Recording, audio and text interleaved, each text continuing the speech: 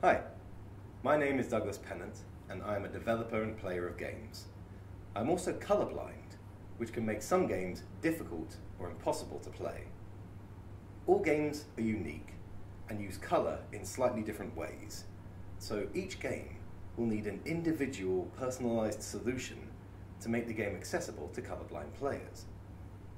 Recently, more and more developers have been striving to support colorblindness in their games, but it can be very hard to solve a problem you cannot actually see. And to make things worse, the feature itself may be completely invisible to your colorblind colleagues and players, making this invisible problem even harder to solve.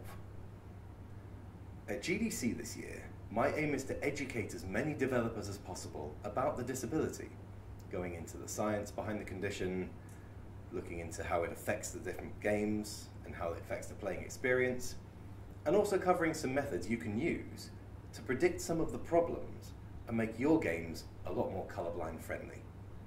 And yes, I will have lots and lots of pictures to help illustrate all of this.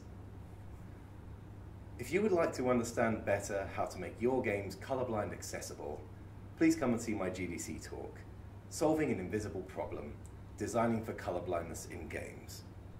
Thank you very much, and I'll see you in San Francisco.